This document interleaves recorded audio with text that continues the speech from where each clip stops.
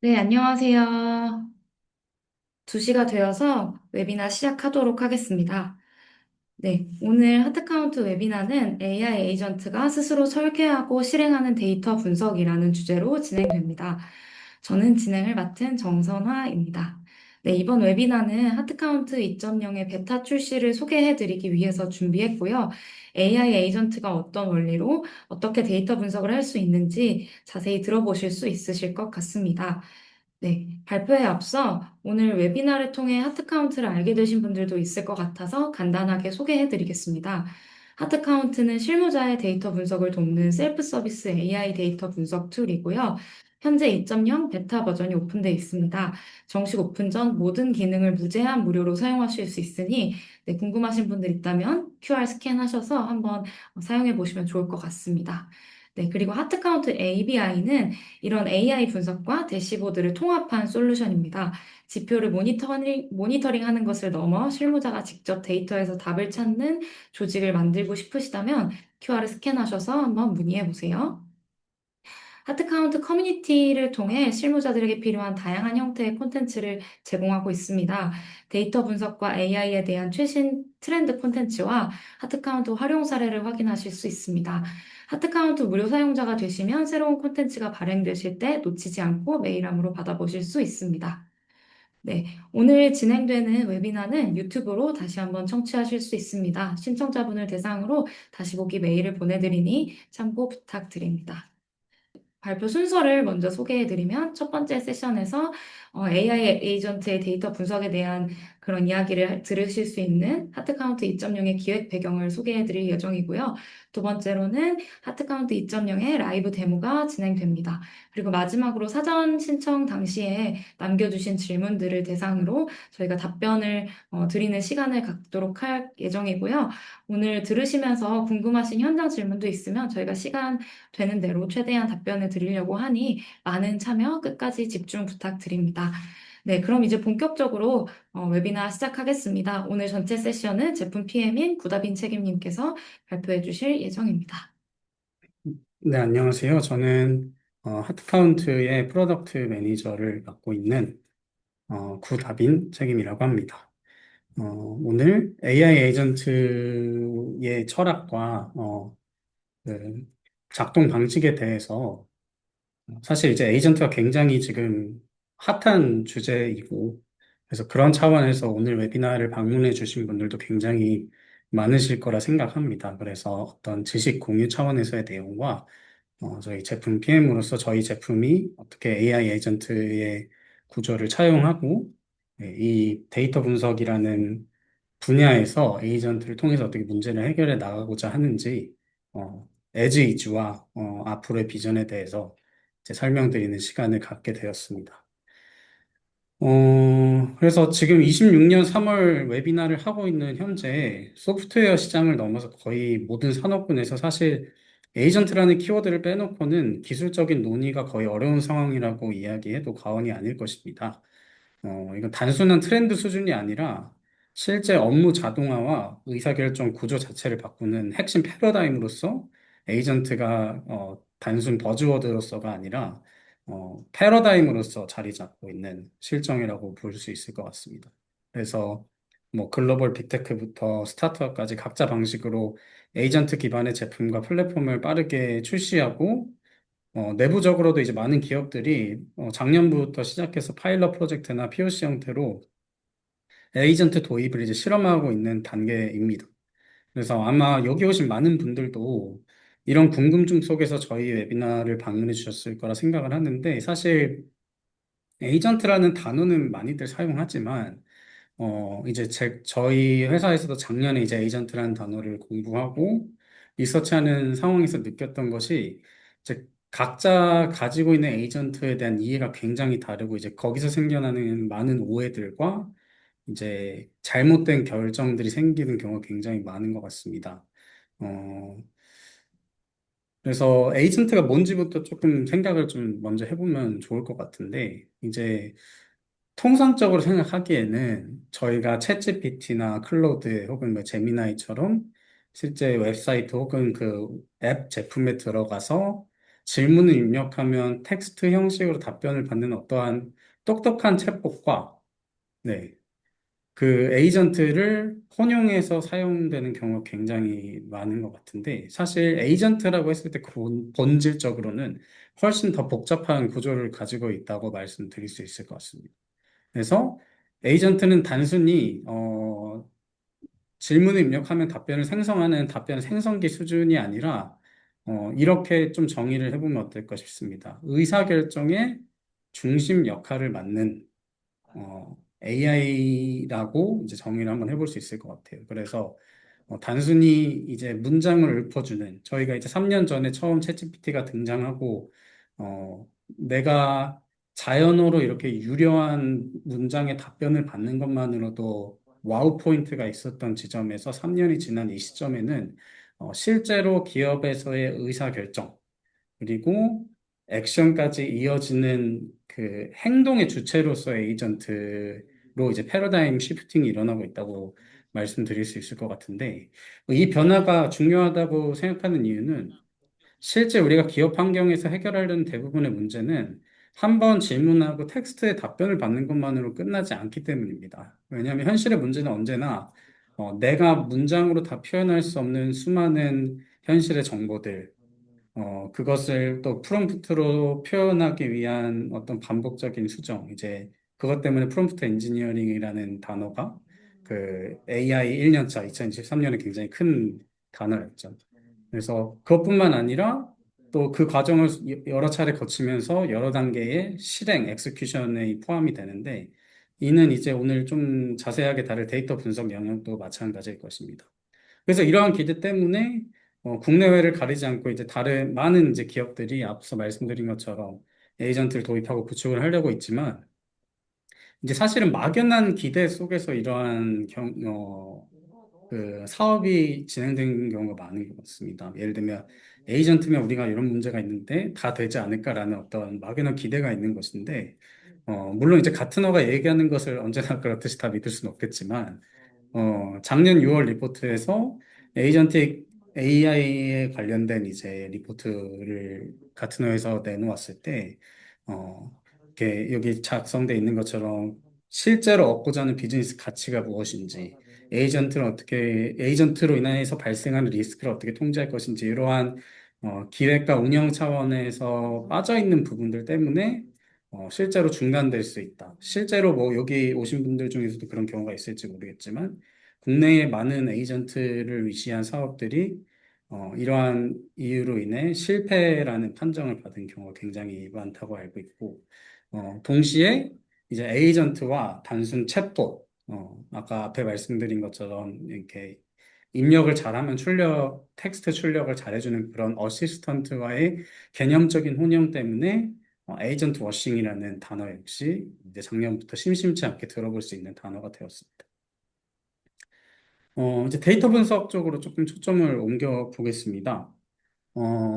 이제 처음 LLM을 통한 이제 AI 시대가 열렸을 때 사람들이 집중했던 부분은 텍스트 투 SQL이었습니다. 데이터 분석의 언어는 무엇일까요?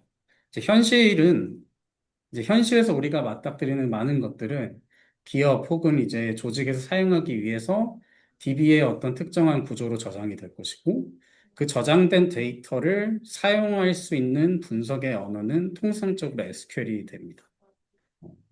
물론 이제 그 과정에서 SQL로 추출한 어떤 데이터를 파이썬 등을 통해서, R 등을 통해서 추가로 분석을 할 수는 있겠지만, 1차적으로 데이터를 뽑아내고 사용하는 1순위의 언어는 늘 SQL이었습니다. 그리고 이거는 앞으로도 크게 변하지 않을 것 같습니다.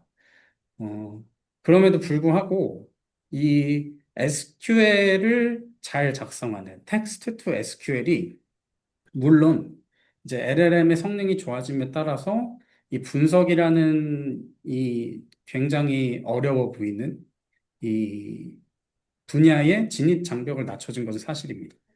그러나 문제는 단순히 SQL을 잘 작성한다고 해서 현실의 문제가 풀리지 않는다는 것에 있습니다. 저도 이제 PM 역할을 하기 전에는 데이터 분석가로 오랫동안 일을 했는데 분석할 때 흐름이 보통 어떤가요? 예를 들면 필요한 데이터를 또 찾아야 되고, 정제해야 되고 가공해야 되고 또 적절한 분석 주제를 설정을 해야 될 것이고 주제별로 어떻게 데이터를 집계해야 되고 또 실제 이 데이터의 결과를 받아보실 소비자분들과 끊임없는 커뮤니케이션을 하면서 이제 집계하는 방식도 수정해야 되고 이런 굉장히 많은 레이어들이 쌓여서 정확한 분석이 이루어지는 것인데 단순히 SQL을 잘 만든다고 해서 이런 문제가 해결된다는 것은 섣부른 기대였고 그때까지만 해도 이러한 전체 분석의 플로우 안에서 AI를 어떻게 사용할지에 대한 이해를 가진 그 기업이나 제품은 아직까지 없었던 것 같습니다.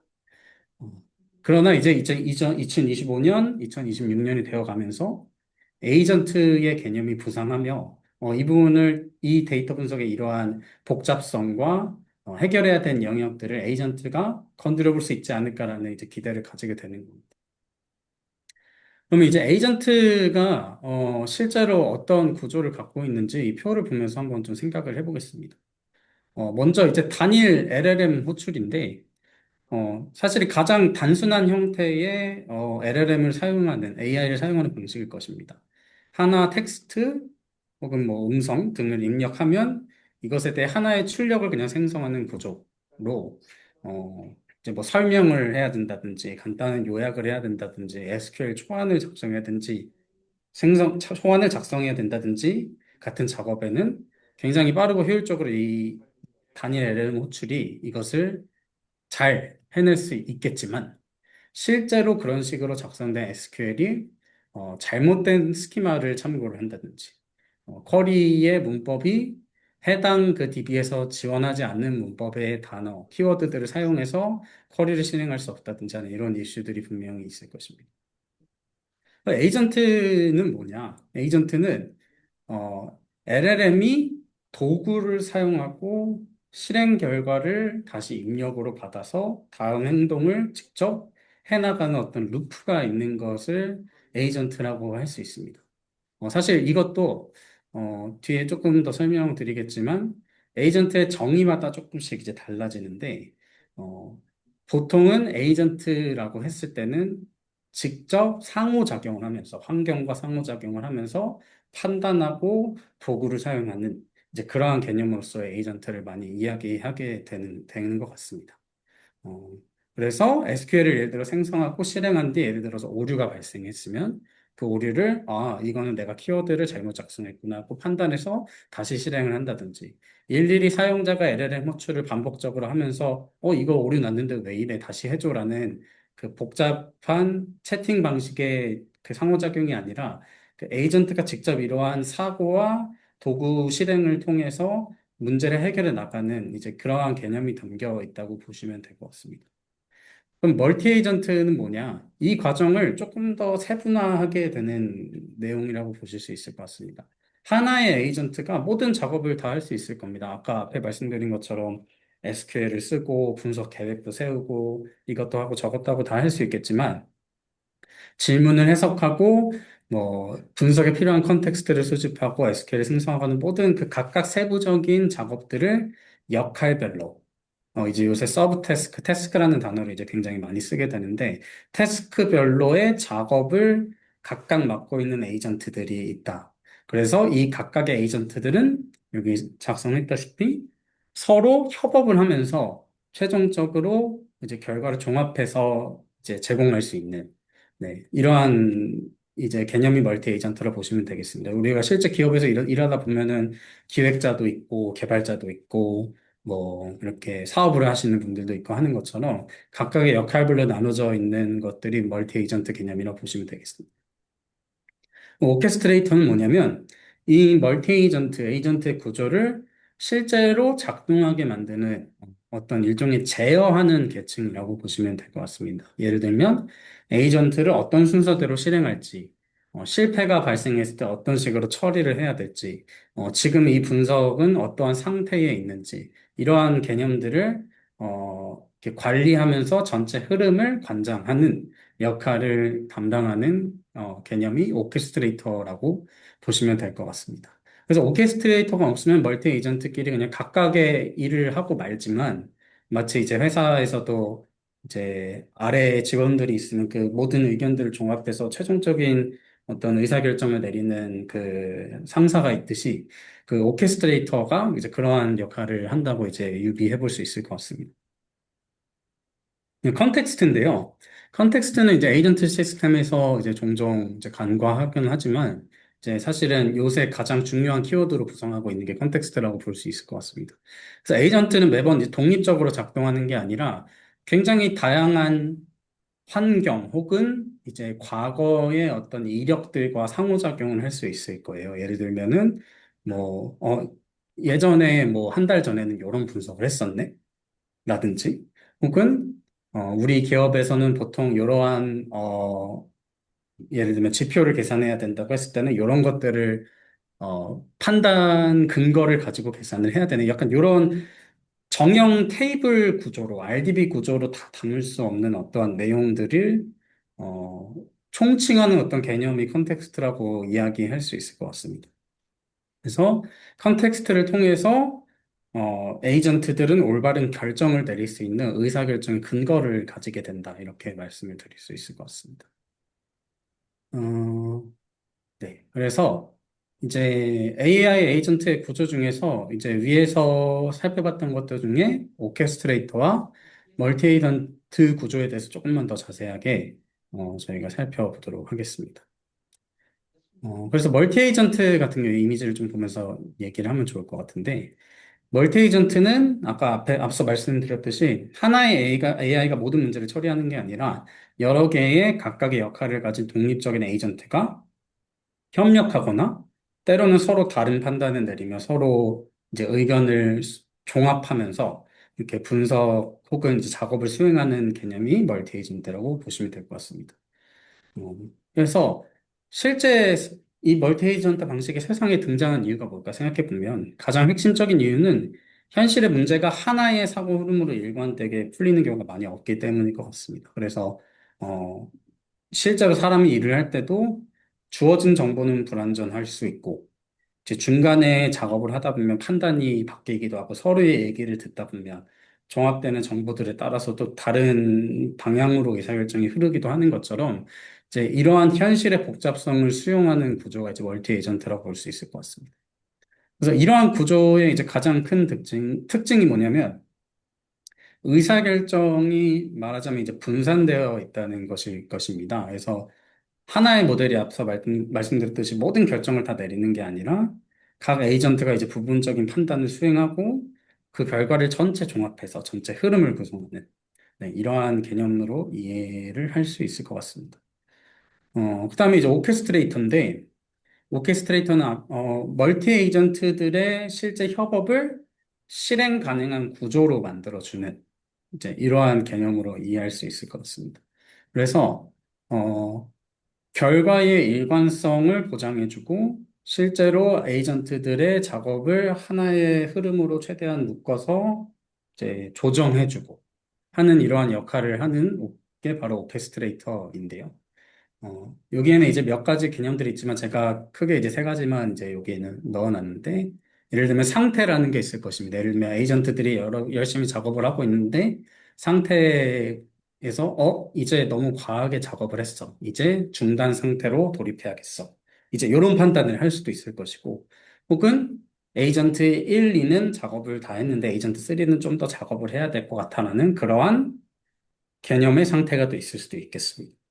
그다음에 앞서 말씀드린 에이전트들이 보고 판단해야 되는 내용들을 담고 있는 컨텍스트가 있을 수도 있고, 그다음에 실제로 이러한 그 내용의 분석 혹은 작업을 수행하기 위해서는 에이전트 1, 2, 3을 순서대로 호출을 하는 게 좋겠어. 라든지 이 작업을 해야 될 때는 에이전트 1이 혼자 알아서 잘 해봐.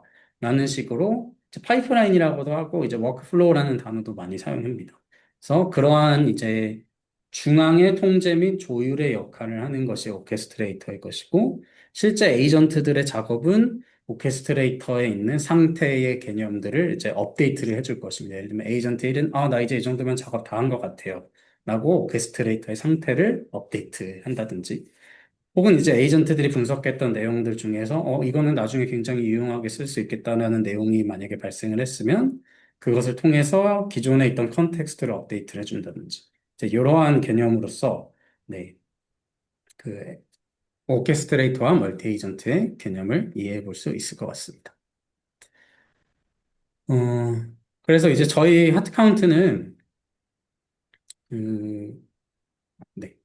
저희 하트 카운트는 이러한 AI 에이전트들에 대한 이해와 철학을 바탕으로 이제 기존의 데이터 분석 서비스였던 하트카운트를 전면 개편한 하트카운트 2.0을 공개를 했습니다. 저희 회사의 하트카운트는 지난 한 10년 동안 누구나 이제 쉽게 데이터 분석을 할 수 있다는 이제 철학 하에 사스 기반의 이제 데이터 분석 제품으로 저희가 사업을 해왔었는데, 이런 에이전트의 가능성을 적극적으로 차용한 이제 제품으로서 2.0을 출시했다고 말씀을 드릴 수 있을 것 같습니다. 그래서 앞서 살펴본 것처럼, 실례합니다. 데이터 분석이 질문 하나에 대한 답을 생성하는 게 아니라 질문도 해석해야 되고, 필요한 데이터도 찾아야 되고, 쿼리도 만들어야 되고, 이런 굉장히 연속된 과정으로 이루어져 있는 복잡한 상호작용 속에서 이제 에이전트 구조를 차용함으로써 저희는 이러한 문제를 해결하려고 하고 있습니다. 저희 2.0 하트카운트의 에이전트 아키텍처를 이제 간략하게 도식화한 내용을 좀 보면서 추가로 좀 설명을 드릴 수 있을 것 같습니다. 앞에서 보신 오케스트레이터, 에이전트 이 개념은 좀 이제 익숙해지셨을 거라 생각하는데요. 어, 이제 사용자가 질문을 입력하면 하드카운트의 에이전트가 곧바로 분석을 실행하는 게 아니라 오케스트레이터가 이 질문이 어떤 유형의 작업인지 판단하고 어떤 방식으로 분석을 진행해야 할지를 결정하는 역할을 하게 됩니다. 그래서 오케스트레이터에 이제 세 가지 역할이 있는데요. 하나는 사용자가 질문을 입력하면, 이거는 좀 단순하게 답변해도 되겠다. 혹은, 이거는 좀 복잡한 과정을 통해서 답변을 해야겠다. 이러한 이제 판단을 하는 분기의 역할을 하게 되는 라우터라는 계층이 있습니다. 그래서, 라우터는 이제 에이전트 프레임워크에서 굉장히 많이 쓰는 단어인데, 결국에는 단순히 에이전트가 해, 이게 아니라 어떤 에이전트가 무슨 역할을 해를 결정하는 어, 이제 큰 단위의 이제 작업이 주어졌을 때 그 작업을 나눠주는 역할을 하는 게 라우터라고 이제 이야기를 할 수 있을 것 같고요. 또 앞서 말씀드린 대로 뭐 스테이트, 상태나 컨텍스트를 이제 관리하는 중앙 제어 계층으로서도 이제 작동을 하게 될 것이고, 그 다음에 실제로 아까 말씀드렸다시피 SQL을 잘못 작성하거나 SQL을 실행하는 단계에서 오류가 발생하거나 했을 때 그러한 오류를 처리하고 복구하고 재시도 하는 이제 그러한 역할 또한 담당하게 됩니다. 그래서 뭐 SQL을 실행을 했는데 실패를 했다든지 쿼리를 써서 실행은 됐지만 실행된 테이블 집계 결과가 빵건이라든지 뭐 굉장히 다양한 이제 이슈가 생길 수 있는데 이러한 이슈가 발생했을 때 이를 감지하고 에이전트야 너가 지금 이걸 좀 잘못한 것 같은데 이렇게 다시 시도를 해줘라는 식으로 중앙에서 이제 전체 작업을 지휘하는 역할을 하게 됩니다. 그래서 이러한 오케스트레이터의 구조 위에서 분석이 하나의 실행의 흐름으로 이어지게 되는 것이고, 이제 실제 분석을 수행하는 것은 이제 안에 있는 각각의 에이전트들이 이제 작업을 하게 될 건데, 각각의 이제 내용을 좀 이따 이제 시연을 통해 보여드릴 것인데, 예를 들어 간단한 뭐 집계에 관련된 질문일 수 있지 않습니까? 예를 들면, 나 지역별 매출이 얼마인지 궁금한데 좀 알려줘. 했을 때는 단순한 이렇게 에이전트 1, 2, 3 순으로 각각 역할에 맞춰서 이렇게 과정만 수행하면 답변을 얻어낼 수 있는 류의 분석이 있을 것이고, 혹은 좀 더 에이전트가 정밀하게 먼저 계획을 수립하고 그 계획에 따라서 분석을 해야 되는 경우에는 또 이제 플래너라는 에이전트를 통해서 각각의 작업을 좀 더 작은 에이전트들한테 할당해서 이제 작업을 하는 식으로 이제 진행을 할 수도 있을 것 같습니다. 결과적으로 사용자 입장에서는 물론 이제 질문을 입력하고 답변을 얻은 것이겠지만 내부에서는 이렇게 오케스트레이터와 에이전트 구조를 통해서 정밀한 분석 결과를 사용자한테 제공할 수 있는 이제 구조로서 이제 작동을 하고 있다. 이렇게 네, 답변을 드릴 수 있을 것 같고요.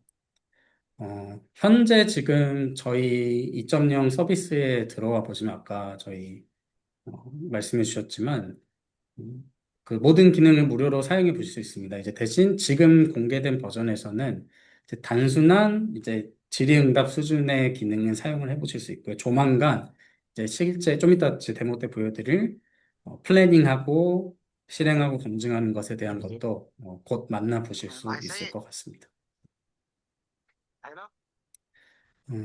네. 그래서 결과적으로 이제 사용자 입장에서는 데이터 업로드하고 질문만 입력하면 분석을 얻는다는 차원에서는 챗GPT랑 무슨 차이가 있지라는 의문이 드실 수 있지만 이러한 잘 정교하게 분석을 위하여 짜여진 오케스트레이터 구조를 통해서 이렇게 가급적 정확하고 어, 실제로 이 데이터와 충분히 연관성 있고 쓸모 있는 인사이트와 분석 결과를 제공해 드릴 수 있는 구조를 저희가 갖추고 있다. 이렇게 말씀드릴 수 있을 것 같습니다. 네. 또 이제 저희가 2.0을 출시하면서 하나의 철학으로서 이제 단순히 저희가 기능으로서가 아니라 하나의 분석의 철학으로서 이제 저희가 내세우는 것이 인브라우저 애널리틱이라는 개념인데요. 어, 이게 저희가 이제 데이터 분석이 이루어지는 위치와 방식에 대해서 좀 저희가 재정의를 하고자 했다. 이렇게 좀 거창하게 얘기를 할 수 있을 것 같은데, 기존의 데이터 분석 시스템은 보통 이제 서버 중심적으로 동작을 하게 됩니다. 사용자가 데이터 업로드하고, 어떤 분석에 요청을 하면은 서버에서 쿼리를 실행하고, 그 다음에 그 결과를, 이제 브라우저를 통해서 받거나 앱을 통해서 받거나 하게 되는데, 저희는 이제 모든 연산을 사용자의 브라우저를 통해서, 네, 진행하게 되는 이러한 이제 구조를 가지게 되었습니다. 그래서 사용자가 데이터가 이제 요청을 했을 때 서버에 요청을 전송하고 결과를 또 기다리고 하는 이러한 레이턴시가 아니라 이제 이미 나의 브라우저 속에 존재하는 어떤 데이터를 기반으로 쿼리 실행하고 결과를 확인할 수 있는 이제 이러한 구조를 저희가 이번 2.0 릴리즈하면서 차용을 했는데 관련해서 이제 저희가 별도의 블로그가 있고 조만간 또 이 관련한 테크 블로그로 좀 더 자세하게 설명을 드릴 수 있을 것 같습니다. 마지막으로 이제 저희가 이제 지향하는 어떤 다음 단계에 대해서 간단히 이제 설명을 드리고 마무리를 할 텐데, 아무리 에이전트가 분석 자체를 잘한다 하더라도 결국에 이제 데이터 분석이 좋은 의사결정으로 이어지기 위해서 두 가지가 필요할 것 같습니다. 하나는 좋은 데이터를 갖고 오는 것. 그 다음에 이 결과, 단순히 집계를 잘하는 거의 문제가 아니라 집계된 결과를 실제 나의 비즈니스의 맥락에 대한 이해를 바탕으로 정확하게 해석해야 그것이 맞는 행동으로 이어질 수 있을 겁니다. 이제 그래서 이러한 차원에서 이제 저희가 오퍼레이셔널 디시전 에이전트라는 이제 키워드를 가지고 준비하고 있는 내용이 있습니다. 그래서 단순히 질문을 분석으로 바꾸는 게 아니라 어떠한 운영적인 차원의 내용과 연결되어 있고 이것을 통해서 어떻게 이제 실행까지 이어질 수 있는지 이러한 구조 속에서 저희가 준비하고 있는 것이 있어서 이 내용은 다음 달 웨비나에서 먼저 소개해 드릴 예정이고 추후에 정식 출시 때 실제 제품에서 직접 경험하실 수 있을 것 같습니다. 네. 그래서 저희 하트카운트 2.0은 이러한 그 에이전트라는 거대한 흐름 속에서 데이터 분석의 에이전트가 어떻게 사용될 수 있을지 많은 고민을 하면서 이번 제품을 준비했습니다. 그래서 이 블로그 내용은 여기까지 소화하도록 하겠고요. 이제 실제 시연을 통해서 제품의 실제 모습을 한번 보여드리도록 하겠습니다. 네, 실제 로그인하면 보시는 화면이 지금 화면에서 보시는 이러한 화면인데요. 이제 분석의 과정은 굉장히 단순합니다. 가지고 계신 데이터셋을 이제 업로드 하시기만 하면은 바로 이제 분석을 시작하실 수 있습니다. 저는 이제 기존에 업로드했던 데이터셋이 있는데요. 이제 보통 이제 챗GPT 같은 제품을 통해서 분석을 시도해 보신 분들은 아시겠지만 하나의 데이터셋은 하나의 채팅에 종속돼 버려서 사실 재사용할 수는 없습니다. 대신 저희는 이제 데이터를 한번 업로드 하시면 계속해서 저장된 소스로서 저희가 관리를 하면서 또 이 데이터에 대해서 이게 좀 궁금하다 하면은 이어서 분석을 이제 할 수가 있습니다. 네, 저희는 이제 매출 데이터셋이 있는데 이걸 가지고 한번 분석을 해보도록 하겠습니다. 데이터를 업로드하면은 이제 자연어로 이제 직접 질문을 입력해 보실 수 있는 레이어가 있고요. 그다음에 아래에 또 저희가 다른 기능들이 있습니다. 시각화라든지 좀 더 이제 복잡한 분석을 수행할 수 있는 플레이북이라든지 이러한 기능들이 있는데, 먼저 이제 자연어로 질문을 입력해서 앞서 이제 설명드린 오케스트레이터 에이전트가 어떻게 작동하는지를 한번 보여드리도록 하겠습니다. 내가 어떤 그 지표나 이제 차원들이 있는지 한번 확인을 해보면, 매출, 이익 같은 이제 컬럼들이 있는데, 한번 이렇게 입력을 해보겠습니다. 이익 추이 알고 싶다. 간단한 집계 질문이죠. 근데 간단하지만 사실 여기에는 이 질문은 분석하기에 좋은 질문은 아닙니다. 왜냐하면 실제 추이를 알려면 SQL을 작성하기 위해서는 굉장히 많은 정보들이 더 필요합니다. 예를 들면 어떠한 기준으로 집계를 할 건지, 총합을 볼 건지, 평균을 볼 건지, 혹은 뭐 이거를 월별로 추이를 알고 싶은 건지, 기간은 어느 정도인지 이런 것들이 굉장히 많을 것입니다. 그래서 지금 방금 일어난 일은 뭐냐면, 저희가 아까 말씀드린 그 라우터라는 계층이 있다고 말씀드렸잖아요. 그래서 사용자가 질문한 그 내용을 적절하게 이해를 하고, 요거는 이러한 분석을 하면 되겠다라고 의도를 파악하고 라우팅해주는 일이 발생을 했습니다. 그래서 지금 사용자의 질문이 조금 부정확한 것 같아. 조금 더 clarification, 그러니까 좀 명확하게 하는 게 필요하겠어라는 판단하에 다시 이제 저희한테 이제 저에게 질문을 던졌습니다. 월별로 한번 집계를 해볼까요? 네. 그럼 이제 월별로 이익 추이를 이제 보게 될 것이고, 지금 이제 각각 아까 말씀드린 멀티 에이전트들이 각각의 역할을 하고 있습니다.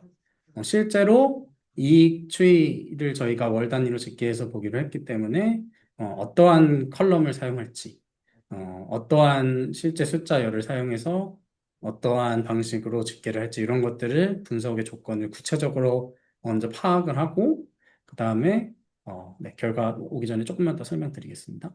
네, 그 다음에 이제 실제로 그 데이터 안에 어떤 값들이 있는지도 좀 더 자세하게 살펴보고, 그를 통해서 이제 정확한 쿼리를 작성한 다음에 인사이트까지 이제 생성을 하는 각각의 역할이 나눠진 에이전트들이 열심히 일을 했고, 이 결과를 최종적으로 아까 앞서 말씀드린 오케스트레이터가 종합해서 결과를 이제 제공을 한 그런 흐름을 확인하실 수 있습니다.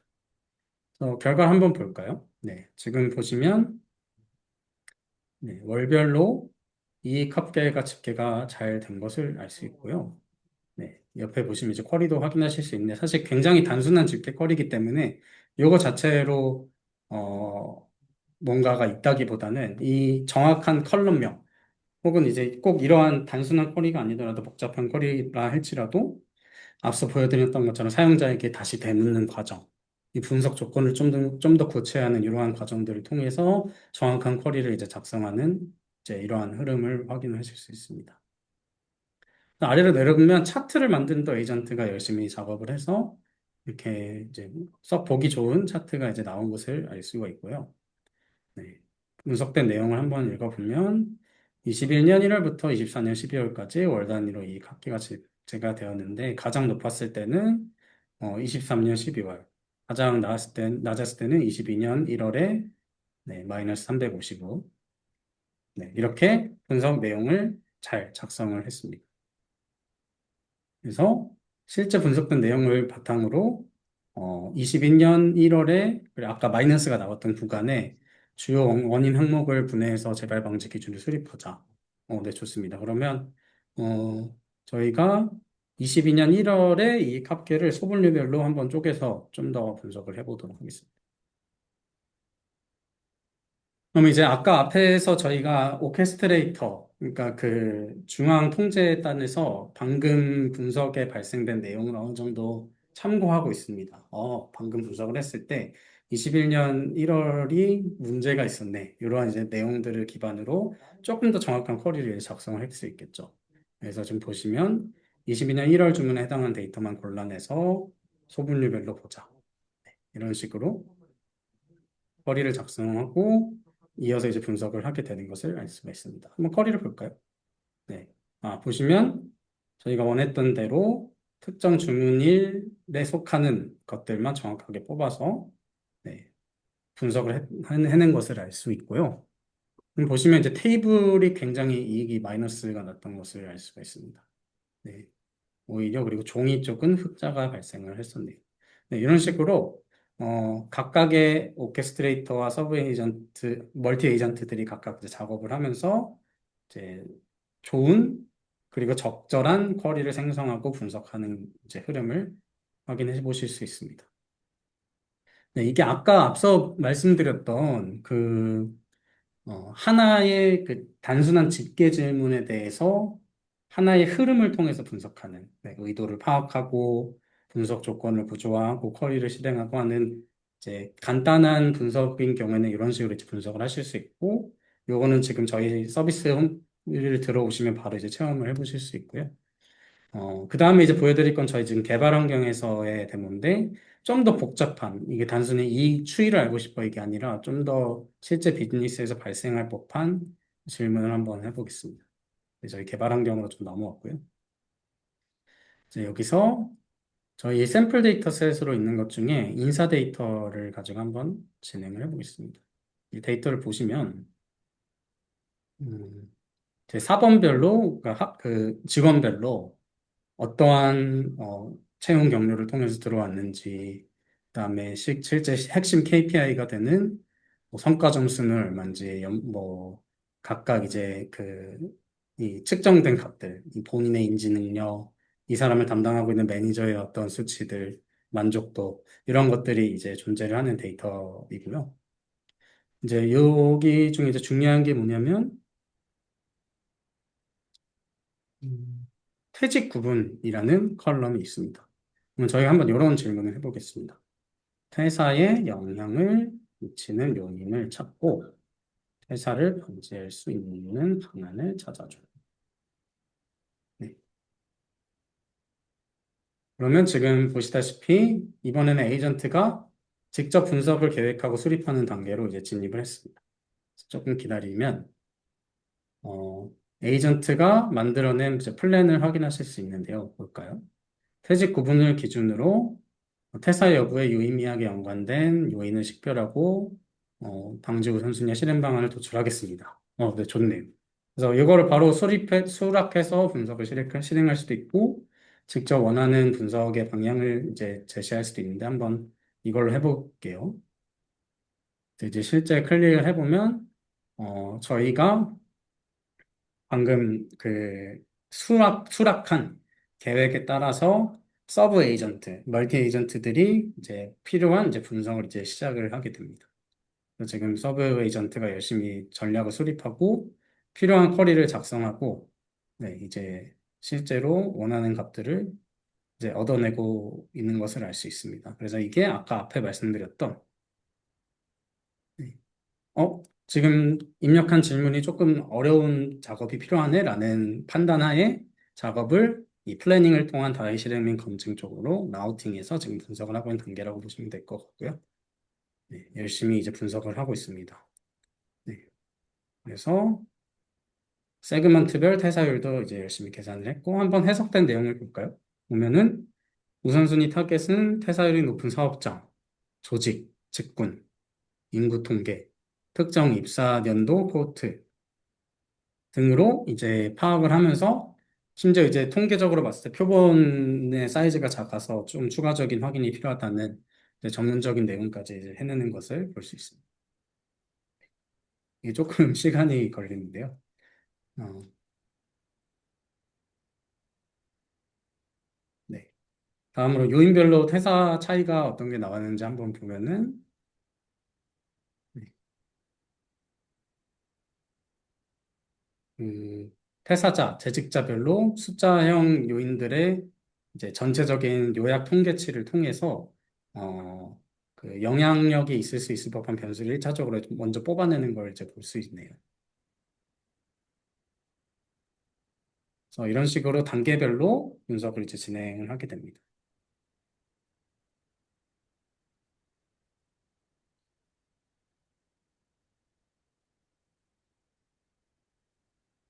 그리고 어, 방금 이제 일어났던 일이 뭐냐면 실제로 이제 쿼리를 작성할 때 퇴사자라는 걸 명확하게 뽑아내서 분석을 하지 못해서 보시면은 퇴직 구분의 실제 값을 확인한 다음에 이걸 기반으로 정확한 쿼리를 작성하기 위한 단계를 이제 실행하고 있는 것을 알 수 있습니다. 아까 그 오케스트레이터 설명드리면서 정확한 쿼리를 작성하기 위해서 오류를 수정하고 바로잡는 그러한 부분이 지금 딱 이 예시를 통해서 확인을 하실 수가 있게 되었네요. 네. 그래서 이런 식으로 이제 분석을 이제 진행하면서 최종적으로 이제 결과만 보여드릴 수 있으면 좋은데, 네, 열심히 일하느라 시간이 좀 걸리네요. 네. 음, 네, 이제 마지막으로 퇴사의 고위험군을 프로파일링하기 위해서 열심히 이제 쿼리를 작성하고 있습니다. 그리고 이제 아까 설명 하나 못 드린 게 있는데 실제로 이제 분석이 마무리되고 나면은 저희가 이제 히스토리로서 저장이 돼서 언제든지 다시 방문해서 추가적으로 분석을 한다든지 좀 더 이것을 이제 저희가 나중에 이제 공개드릴 기능 중에 하나로서 이제 다른 분들에게 분석 결과를 공유를 드린다든지 하는 이제 이러한 어, 활용단에서의 내용도 저희가 이제 준비 중에 있습니다. 실제 나온 내용을 좀 볼까요? 퇴사 고위험군은 낮은 만족도가 낮을 때, 아까 직원 만족도라는 컬럼이 있었죠. 그리고 잔업이 너무 많을 때 급격히 악화된다. 뭐 굉장히 쓸만한 이제 내용이 나왔습니다. 그래서 퇴사 방지는 어, 그 잔업 상위 25% 중 만족도 하위 25%를 타겟군, 세그멘테이션을 해준 것을 이제 볼 수가 있습니다. 뭐 실제로 이제 분석된 결과를 보면은 각각 핵심적인 분석 결과별 집계 및 시각화 결과를 볼 수가 있고요. 어, 네, 뭐가 잘 안 됐나 봅니다. 네, 어쨌든 이런 식으로 실제로 계획을 짜고 분석하면서 네, 최종적인 결론을 내리는 과정을 볼 수가 있고요. 이제 이 기능은 저희가 최종적으로 다듬어서 아마 조만간 베타 버전에서도 한번 사용해 보실 수 있을 것 같습니다. 네, 이제 기능에 대한 데모는 여기 정도로 마무리를 하겠고요. 이제 저희가 그래서 이러한 에이전트의 철학 속에서 뭐 실제로 그 에이전트를 통해서 데이터 분석의 문제를 해결하는 과정을 설명드리고 또 시연해 드렸습니다. 네, 이상 시연과 발표는 마치도록 하겠습니다. 네, 감사합니다. 그러면 저희 이어서 질문 답변 세션 진행해 볼 수 있으면 좋을 것 같습니다. 저희 발표를 통해 좀 AI 에이전트의 데이터 분석에 대해서 좀 깊이 이해하고 아카운트에 대해 좀 잘 알게 되는 시간이 되셨으면 좋을 것 같습니다. 이제부터는 6가지 준비된 질문과 현장 질문을 통해서 저희 기술적 원리와 뭐 보안 그리고 우리 데이터 분석 영역의 비전이나 그런 부분에 대해서 차례대로 한번 짚어보겠습니다. 네, 그럼 첫 번째 질문입니다. 데모에서 자연어빈 질문으로 분석이 진행될 때 SQL이 자동으로 잘 작성되는 부분이 좀 인상적이었는데요. 하트카운트만의 한국어 텍스트 투 SQL 엔지니어링 노하우가 있다면 무엇일까요? 라는 질문 있었습니다. 답변 부탁드립니다. 네, 현재 단계 저희 그 제품에서의 텍스트 투 SQL 정확도가 구조적으로 안정적인데 그게 가능한 이유는 저희가 하나의 데이터셋에 대해서만 지금 쿼리를 생성하고 있기 때문에 사실 쿼리 텍스트 투 SQL에 대한 경험이 있으신 분들은 다 잘 아시겠지만 복잡한 조인, 유니온 혹은 비즈니스 로직이 정확히 개입되어야 되는 이제 이러한 부분들이 있을 때 SQL을 정확하게 작성하지 못하게 되거든요. 그래서 사실 그러한 테이블 간 관계를 정확하게 이해하고 하고 또 조직마다 다르게 정의된 KPI와 비즈니스 로직을 SQL로 일관되게 표현해야만 텍스트 투 SQL이 잘 된다고 할 수 있을 텐데 그래서 이거는 단순히 LLM 모델이 좋다, 성능이 좋다, 레그를 잘한다 이러한 부분으로 풀기보다는 데이터의 구조와 의미에 대한 계층을 잘 해석할 수 있는 어떤 방법이 있어야 됩니다. 이것을 해결하기 위해서는 뭐 여러 가지 이제 방식을 사실 저희뿐만 아니라 많은 곳에서 시도를 하고 있는데 에이전트를 사용하는 방식 자체에 대한 구조도 분명히 바뀌어야 된다고 저희는 생각을 합니다. 그러니까 단순히 질문을 바로 SQL로 변환하는 게 아니라 방금 저희가 보여드린 것처럼 뭔가 좀 에이전트의 약간 그 질문에 대한 내용을 분해하고 구조화하고 조건을 명확하게 정의하고 하는 이제 그러한 과정이 사실 쿼리의 정확도를 높이는 데 굉장히 큰 영향을 미칠 수가 있고, 또 하나는 이제 앞서 말씀드린 것처럼 복잡한 테이블 관계, 비즈니스 로직까지 포함해서 쿼리를 정확하게 작성하려면 사실 이거는 조금 어폐가 있는 게, 쿼리를 정확하게 작성하는 것 자체가 우리의 목적이라기보다는 정확한 결과를 얻는 게 저희의 사실 이 텍스트 투 SQL을 통해서 얻고자 하는 거잖아요. 그래서 정확한 데이터를 얻기 위해서 어떠한 복잡한 테이블 관계나 비즈니스 로직을 바라보는 방식에 대해서 저희가 좀 확장된 그러한 구조를 준비하고 있는 게, 아까 제가 설명드리면서 말씀드린 다음 달 웨비나 때 조금 더 이 내용은 자세하게 소화를 할 수 있을 것 같습니다. 네, 좋은 답변 감사드립니다. 다음 질문입니다. 자동화가 잘 되어 있을수록 사용자가 개입할 틈이 없을까 봐 좀 걱정하시는 분들도 있을 것 같습니다. 그래서 실무 데이터 분석 시 사용자가 사전에 어디까지 정의해 주어야 하며 프롬프트 수정 등 개인이 컨트롤할 수 있는 범위는 어디까지인가요? 라는 질문이 있었습니다. 네, 이거는 뭐 질문에 대한 직접적인 답변보다는 좀 더 큰 차원에서 오늘 그 블로그에 설명드리진 않았지만, 에이전트를 구성할 때 굉장히 핵심적인 요소로 구성하고 있는 것 중에 하나가 휴먼 인 더 루프라는 단어입니다. 그래서 휴먼 인 더 루프는 뭐냐면, 사용자가 중간중간에 에이전트의 의사결정에 개입할 수 있는 장치가 있어야 된다는 거거든요. 그래서 저희가 사실 아까 제가 설명 초입부에 말씀드렸지만, 이 부분을 처음에 입력하는 프롬프트를 잘 쓰는 걸로 해결하려고 했다면, 에이전트 구조에서는 중간중간에 에이전트가 실행하고 생각하고 처리하는 단계마다 사용자가 개입을 할 수 있어야 됩니다. 이제 그러한 철학 중에 하나로 저희가 아까 앞서 보여드렸던 이익 추이를 알려줘라는 질문을 입력했을 때, 이익 추이를 정확히 어떻게 알려달라는 건데요? 라고 이제 다시 질문을 어, 주면서 사용자가 입력할 수 있는 이제 이러한 이제 단계가 잘 이제 수립이 되는 게 중요합니다. 그래서 뭐 저희 제품에 한해서만 얘기하면 아까 보여드린 그런 장치뿐만 아니라, 뭐 이제 앞으로 이러한 휴먼 인더 루프의 철학을 조금 더 자세하게, 좀 더 디테일하게 세심하게 조정할 수 있는 장치들을 앞으로도 계속 추가해 나갈 예정이고, 또 이건 뭐 분석뿐만 아니라 어떤 에이전트 제품, 어떤 데이터 분석에 AI를 활용하든지 간에 필수적인 내용이라고 생각을 하고 있습니다. 네, 좋은 답변 감사드립니다. 다음 질문입니다. 기업 입장에서 실무 도입을 결정할 때 아마 가장 큰 힘들이 아닐까 싶은데요. AI 에이전트를 실제 업무에 도입할 때 보안 문제는 어떻게 해결하고 계신가요? 라는 질문이 있었습니다. 어, 보안 문제는 사실은 이게 쉬운 답변을 드리기는 어렵습니다. 왜냐하면 이제 그 에이전트라는 게 확률론적으로 어떨 때는 이렇게 작동하고 어떨 때는 저렇게 작동하는 부분이 있기 때문에, 이제 최대한 그러한 에이전트의 움직임에 대한 가드레일을 만들어주는 게 사실 오케스트레이터의 역할이기 때문에, 오케스트레이터에서 그러한 보안에 대한 정책, 혹은 이제 어떠한 데이터를 사용하지 않을지에 대한 규칙 같은 것을 잘 설정해 놓는 게 사실 굉장히 중요할 것 같아요. 좀 일반적인 수준에서 얘기를 한다면. 이제 그뿐만 아니라 이제 저희 제품 같은 경우에는 이제 그러한 실제 보안적으로 이슈가 될 수 있는 분명한 그런 컬럼들이 있을 거예요. 예를 들면 뭐 개인 식별자 PII라고 하죠.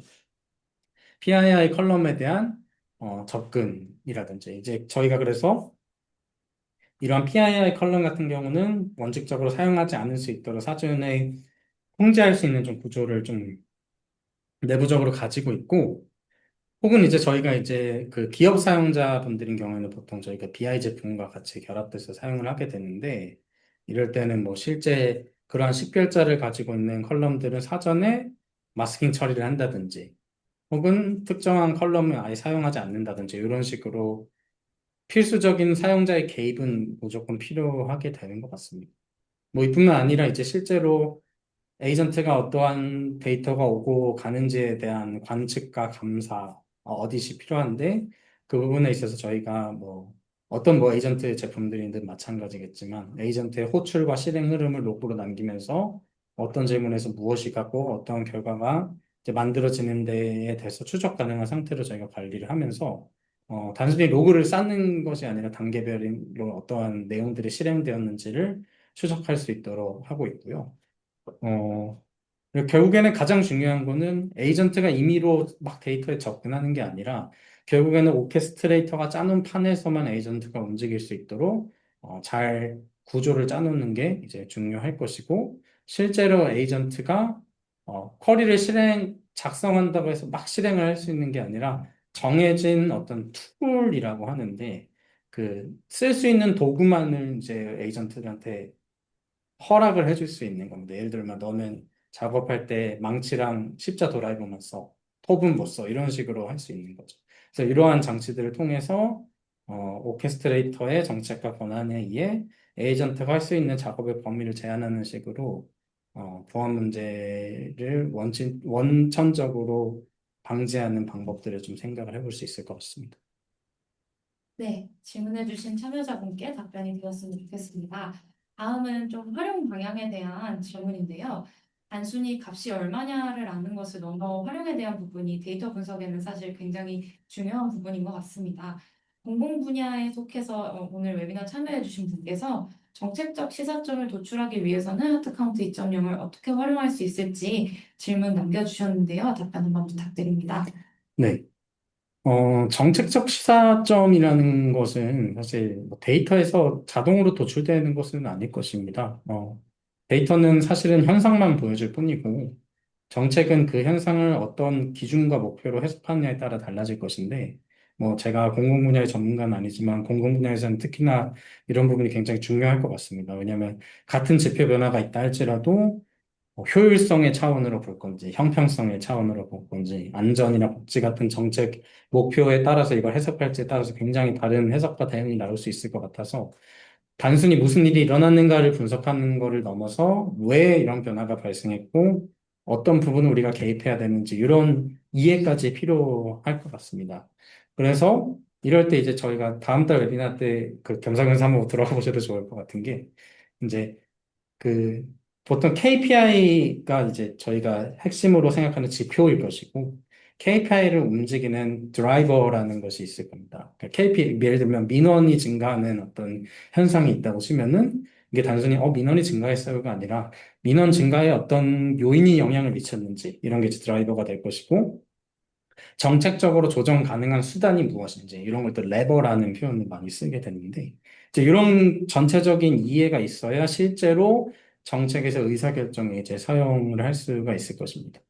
그래서 정책 시작점을 도출하기 위해서 어떻게 활용할 수 있을지라고 질문하신다면 사실 이러한 차원에서의 에이전트가 전체를 참고할 수 있는 어떤 그런 컨텍스트, KPI 드라이버 레버에 대한 관계들 그리고 그것들을 기반으로 방금 데모 때 보여드린 것 같은 의사결정 과정을 통해서 이러한 것들이 요인의 이 민원 증가라는 KPI의 변화에 대한 요인으로서 핵심으로 작동을 했고요. 이것을 통제하기 위해서는 이러한 조치를 취하는 게 좋겠어요라는 데까지 가야 사실은 정책적 시사점을 도출하기 위해서 에이전트를 이제 사용할 수 있을 것 같습니다. 네, 자세한 답변 감사드립니다. 데이터 분석을 통해서 좀 시사점을 도출하고자 하는 많은 분들께 좀 도움이 있었으면 좋겠네요. 네, 사전 질문으로는 마지막 질문입니다. 비전에 관한 두 가지 질문을 함께 드리고 싶습니다. 네, 오늘 현장 질문으로도 들어온 부분이랑 겹치기도 하는데요. 네, AI 에이전트가 바꿀 분석의 미래에 대한 답변을 한번 부탁드리고 또 그 시대의 데이터 분석가들은 어떤 비전을 가져야 할지 간단하게 답변 부탁드립니다. 네, 데이터 분석가의 역할이 사실은 단순히 집계하고 커뮤니케이션하고 계산하는 사람에서 이제는 현실과 에이전트의 결과를 잘 해석하는 사람으로 이동한다라고 얘기를 할 수 있을 것 같아요. 사실 뭐 저희 회사 내부에서도 그렇지만 요새 바이브 코딩이 정말 대세지 않습니까? 그래서 단순히 코딩을 잘 짜고 어떤 그런 기술적인 역량보다 결국 현실에서 일어나는 일을 잘 이해하고 이것을 에이전트가 잘 이해할 수 있는 형식으로 구성하고 질문을 잘 던지는 것이 궁극적으로는 데이터 분석가의 역할이 될 것이라고 저는 생각을 합니다. 네. 그래서 SQL 생성이나 집계 같은 경우는 점점 자동화가 되긴 하지만 결국에 데이터가 무엇을 의미하는지, 아까 말씀드린, 우리 조직은 이 지표를 계산할 때 이렇게 계산을 해야 돼요. 약간 이러한 비즈니스 로직을 담는 그러한 것들을 결정하는 일은 결국은 사람이 해야 되는 일입니다. 그래서 또한 이제 실제 DB에 쌓여 있는 데이터는 이제 현실의 사실은 일부만 잘라낸 어떤 단면 같은 거기 때문에 이 데이터에 무엇이 빠져 있는지, 어떤 맥락에서 이 데이터가 생겼는지, 이런 것들을 판단하는 거는 결국 사람이 해야 되는 일, 혹은 에이전트가 이 판단을 잘 할 수 있도록 그 정보를 쌓아가는 것이 인간의 역할이 될 것이라고 꼭 데이터 분석가뿐만 아니라 큰 틀에서는 이제 그렇게 생각이 들게 되고요. 어, 업계의 동향과 미래를 제가 감히 예측하기는 어렵겠지만, 동향만 봤을 때는 1, 2년 사이에, 최근 특히 1년 사이에 주요 이제 데이터 분석 벤더들이 에이전트를 전면에 두고 제품을 재구성하는 일들이 굉장히 많습니다. 스노우플레이크에서도 코어텍스 에이전트라는 제품을 통해서 에이전트류의 이제 분석을 이제 제공을 하고, 데이터브릭스, 구글의 빅쿼리, 그 마이크로소프트의 패브릭 데이터 에이전트 같은 경우 제품들, 또 다 많이들 아시는 세일즈포스의 태블로의 제품들이 에이전틱 애널리틱스라는 이제 키워드로 이러한 분석 결과를 실제적인 액션으로 연결하는 이제 이러한 워크플로우 에이전트 환경을 구성하려고 굉장히 힘을 쓰고 있는 상황입니다. 근데 사실 여기서 중요한 거는 에이전트를 넣었다는 사실 자체가 아니라 어떤 구조로 넣느냐인데, 이제 시장에서 공통적으로 나타나는 방향이 크게 세 가지 정도 되는 것 같은데, 시멘팅 모델, 이제, 그러니까, 글로서리라고 하죠. 그러니까, 어떤 지표에 대한 어떤 용어, 사전집 같은 것들을 잘 만들어서 에이전트가 좀 더 해석을 잘하게 한다든지, 혹은, SQL 실행을 하고 나서 실제 기업에서의 액션으로까지 이어지는 어떤 하나의 플로우를 구축하는, 뭐, 팔런티어가 사실 그런 이제 철학을 가지고 있잖아요.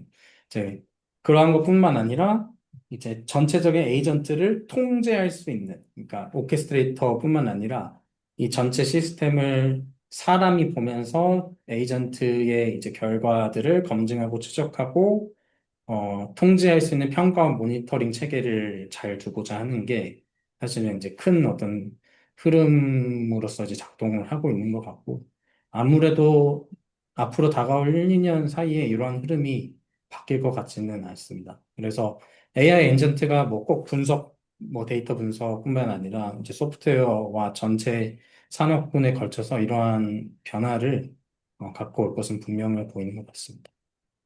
네. 마지막 사전 질문까지 답변 감사드립니다. 이번에는 현장 질문 한 가지, 마지막으로 저희가 질문을 다루면 좋겠는데요. 어, 말씀해 주신 것처럼 에이전트 구성 요소 중에 컨텍스트도 중요할 텐데요. 하드카운트 서비스를 처음 도입하는 경우에 해당 컨텍스트를 어떻게 학습해서 정확도를 높일 수 있을지 궁금합니다.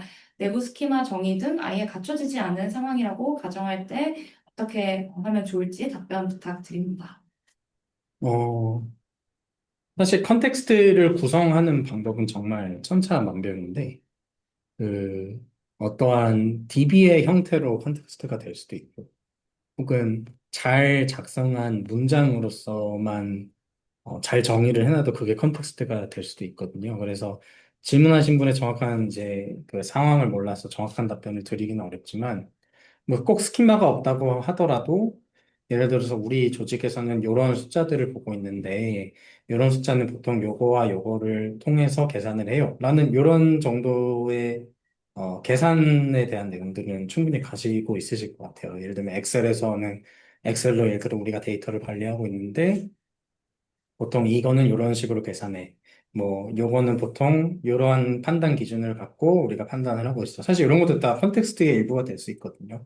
그래서 이런 내용들을 충분히, 구조는 어떻게 돼야 될지 모르겠지만, 그거는 상황마다 사실 다 다르기 때문에. 그 구조를, 에이전트가 이해할 수 있는 식으로 결국에는 이제 그것이 궁극적으로는 LLM이라는 것은 텍스트를 인풋으로 받아야 되기 때문에 어떠한 종류의 에이전트가 이해할 수 있는 구조가 된 텍스트가 되어야 될 것인데 이제 그래서 그러한 텍스트를 잘 만들어내는 이제 스키마가 있으면 사실 그런 부분이 분명히 장점은 있습니다. 왜냐하면 기존에 잘 정의된 DB의 스키마가 있다면 사실 그거를 자동화해서 기본적인 틀을 만드는 어떤 그런 것들을 할 수 있기 때문에 이제 그런 부분은 사실 저희가 다음 달 웨비나 때 조금 더 소개를 드릴 수 있을 것 같아서 한번 그때 또 들어와서 보시면은 조금 더 인사이트를 얻어 가실 수 있을 것 같습니다. 네, 그러면 여기까지 질문에 대한 답변 모두 마무리되었습니다. 혹시 오늘 미처 해결하지 못하신 궁금증이 있다면 하트카운트 슬랙 커뮤니티나 홈페이지의 채널톡을 통해서 언제든 질문 남겨주시면 저희 팀이 확인하는 대로 정확하고 친절하게 답변해 드리도록 하겠습니다. 네, 오늘 세션은 여기까지이고요. 오늘 세션에서 다룬 블로그 내용과 웨비나 다시 보기 링크는 등록하신 메일로 안내드릴 예정입니다. 놓치신 부분이 있다면 메일 확인을 통해서 다시 참고해 주시면 좋을 것 같고요. 현재 하트카운트 입점령은 베타 버전으로 기간 한정 무료 무제한 이용이 가능합니다. AI가 대신 고민하고 실행하는 분석 경험이 여러분들의 실무에 어떤 도움이 될지 좀 궁금하시다면 이 기간 동안 좀 적극적으로 활용해 보시면 어떨까 싶습니다. 네, 그러면 바쁜 시간 내어 끝까지 함께 해주신 모든 분들께 진심으로 감사드립니다. 이상으로 저희 웨비나를 마치도록 하겠습니다. 감사합니다. 감사합니다.